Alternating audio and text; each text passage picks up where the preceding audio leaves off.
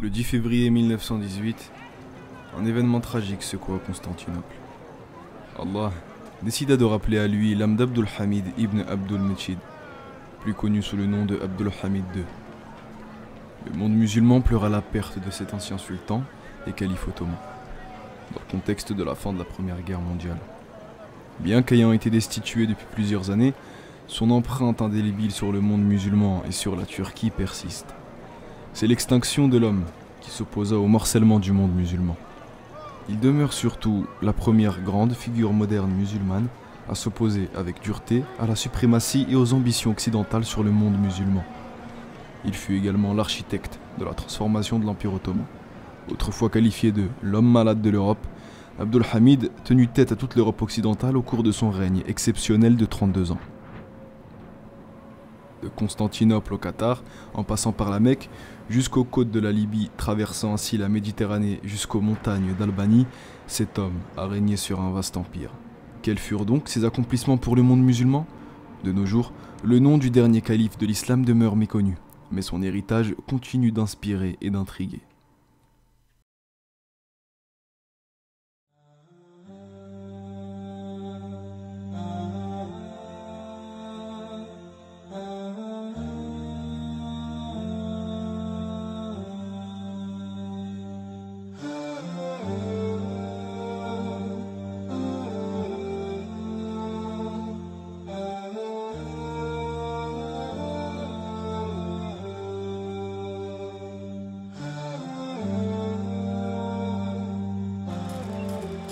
Assalamu alaikum wa rahmatullahi wa barakatuh.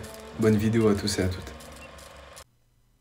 Dans un empire ottoman en pleine ébullition, les sultans se succédaient comme les feuilles d'un arbre qui tombait en automne. C'est dans ce contexte tumultueux qu'est né Abdul Hamid en 1842, au sein du palais Topkapi. Fils d'Abdul Mejid I, alors sultan en exercice, Abdul Hamid, deuxième fils du sultan, grandit dans la cour impériale, nourrissant dès son plus jeune âge un vif intérêt pour les sciences islamiques. Il maîtrisait l'arabe, le turc et le persan. Dès son enfance, il a été témoin de la géopolitique mouvementée de son époque, notamment lors de la guerre de Crimée, où son pays faisait face à la Russie, soutenue par la France et par le Royaume-Uni. Il a également observé la pression croissante de l'Occident sur les territoires ottomans. Ce contexte colonial et civilisationnel a fortement influencé la maturation précoce d'Abdul Hamid, qui s'est rapidement impliqué dans la politique ottomane. Le 30 mai 1876, suite à la destitution de Mourad V, son frère, par la société secrète des jeunes ottomans dirigée par Midad Pacha, Abdul Hamid II accède au trône dans un empire ottoman en crise et en position de faiblesse face à l'Occident. Malgré ses 34 ans à peine, il doit faire face à une tâche immense et à une pression considérable. Sous l'influence des jeunes ottomans, il promulgue alors la première constitution, conférant un pouvoir important à un parlement qu'il dissout alors seulement 2 ans plus tard, après la guerre avec la Russie. Cette guerre est déclenchée sous couvert de nationalisme slave. Les conséquences territoriales sont désastreuses, avec la Serbie et la Roumanie devenant indépendantes, la Russie récupérant ainsi des territoires dans les Balkans et Chypre rattachée au Royaume-Uni suite au traité de Berlin de 1878. Malgré ces revers, Abdul Hamid ne se laisse pas décourager. Face aux idées révolutionnaires indépendantistes de plus en plus persistantes dans la région, il réalise alors la complexité de gouverner un empire multiethnique et multireligieux.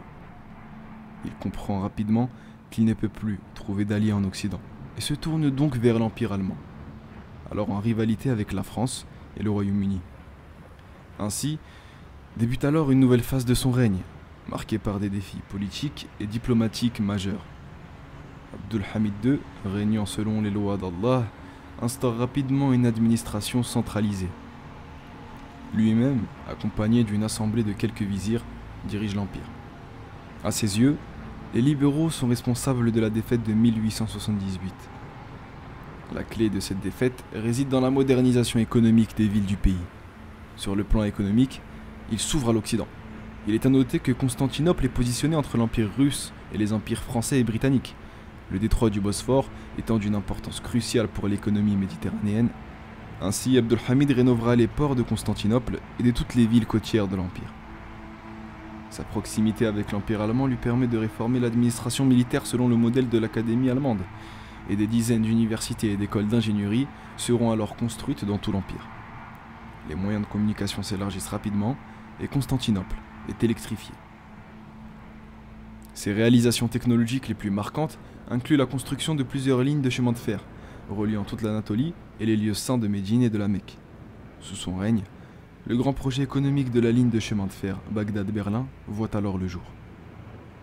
Et grâce à ces avancées, Constantinople retrouve son statut de grande capitale européenne du passé, devenant incontournable dans l'échiquier géopolitique méditerranéen. Cependant, Abdulhamid n'était pas seulement reconnu pour ses réformes administratives, militaires et technologiques. Il est surtout célèbre en tant que dernier calife des musulmans, orientant sa vision géopolitique exclusivement selon une perspective islamique et pan-islamique du monde. Dans un contexte où le monde musulman se fragmente progressivement sous l'influence des puissances occidentales, son rôle en tant que dirigeant musulman et le plus puissant semble lourd, mais déterminé. Abdulhamid arme et soutient toutes les résistances musulmanes anticoloniales, en Inde et en Russie, confrontant ainsi l'Empire britannique et russe, qui persécutait ces mouvements. Malgré la perte de contrôle sur la Tunisie et l'Égypte, sa contribution majeure réside dans la préservation de l'Empire ottoman. Sans son leadership, l'Empire aurait probablement déjà été aboli. Sa fermeté envers l'Occident lui a permis de repousser les tentatives et les complots visant à faire chuter l'Empire. Sous son règne, il fera face à une idéologie émergente chez les élites européennes. Une idéologie menaçante pour lui et pour tous les musulmans. Connu aujourd'hui sous le nom de sionisme, Abdulhamid prendra rapidement conscience des réelles ambitions de cette idéologie, visant le morcellement complet du monde musulman. En 1901, Théodore Herzl, le père du sionisme, est reçu au palais Topkapi de Constantinople par Abdulhamid II. Théodore Herzl demande à Abdulhamid de vendre des terres en Palestine pour établir un foyer juif. Mais Abdulhamid refuse catégoriquement, avec sa célèbre phrase « Je ne peux pas me défaire d'un seul pouce de la terre de Palestine. Elle ne m'appartient pas, mais appartient plutôt à la nation musulmane. » Théodore Herzl comprend alors qu'il est en présence d'un homme fort qui défendra la Palestine coûte que coûte.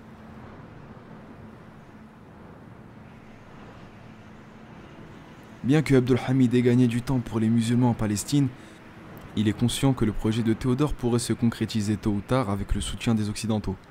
Pour lui, c'est juste une question de temps. La suite appartiendra donc à l'histoire. Les vents révolutionnaires en Europe ont finalement eu raison d'Abdulhamid. L'Occident, à travers des partis politiques et certaines personnalités ottomanes, a réclamé la destitution d'Abdulhamid, le jugeant antidémocratique. Un groupe d'opposition appelé les Jeunes Turcs a émergé, s'inspirant de la franc-maçonnerie française. Composé de militaires opposés à Abdulhamid, ce groupe visait à restaurer la constitution de 1876, abolie par Abdulhamid en 1878. Il cherchait à établir un comité démocratique et progressiste, critiquant la trop grande autorité et conservatisme d'Abdulhamid, tout en prônant le nationalisme turc. En 1908, les Jeunes Turcs se révoltent à Salonique, en Grèce. Sous la pression, Abdulhamid a rétabli la constitution de 1876. Cependant, l'opposition persistait, considérant qu'Abdulhamid conservait bien trop de pouvoir.